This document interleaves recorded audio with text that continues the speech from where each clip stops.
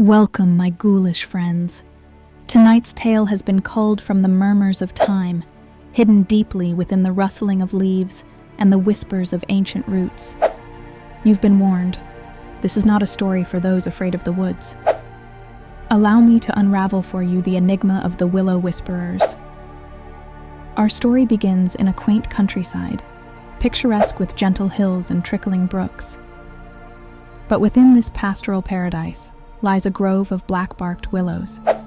The locals call it the Ashwood Circle, though no one dares speak of why. Elise Keller had grown up in the shadow of these trees, hearing their tales. She was a skeptic, a biology student, grounded firmly in the science of chlorophyll and photosynthesis. And when she returned to her grandparents' cottage one summer break, she found herself drawn to the sprawling grove like a moth to forbidden fire. One warm twilight, Elise, armed with her field journal, a flashlight, and an insatiable curiosity, ventured into Ashwood Circle. The air changed abruptly as her boots crunched on the gnarled roots.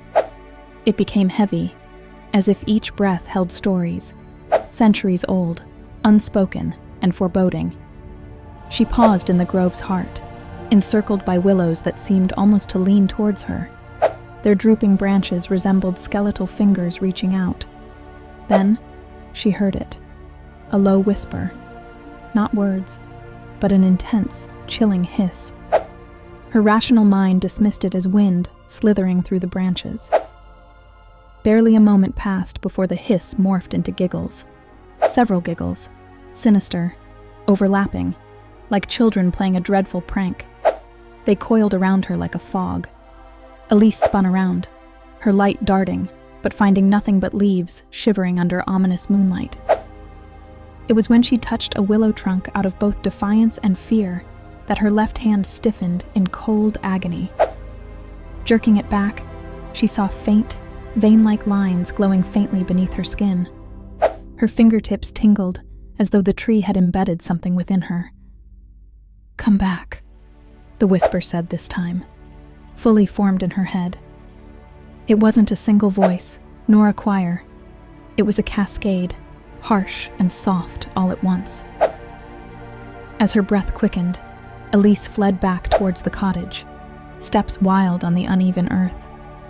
But the whispers didn't trail behind her.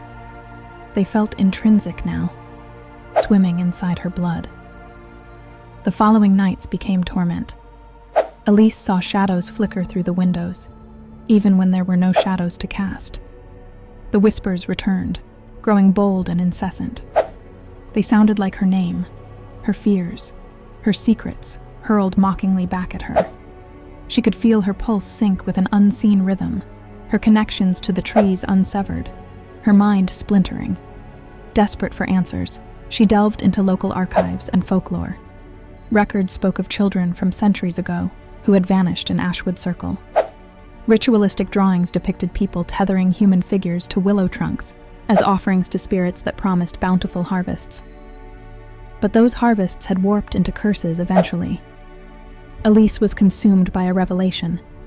The trees fed, in some unnervingly sentient way, on fear, guilt, and despair. The captured echoes of souls allowed them to whisper, to reach into the dreams of those unfortunate enough to hear. It was like a black soul bank intertwined with his branches. By the seventh night, Elise could no longer stay indoors. The whispers compelled her. They told her, "Find us, complete the circle." She grabbed a knife, unsure if it was for protection or for something darker. As she found herself back under the drooping veil of the grove, the willows were alive, almost pulsating. Phantasmal faces seemed to emerge from the bark, faces gaunt and pleading and terrible. The whispers became deafening. They came from the ground, the air, the trees themselves. "Why?" Elise screamed into the darkness.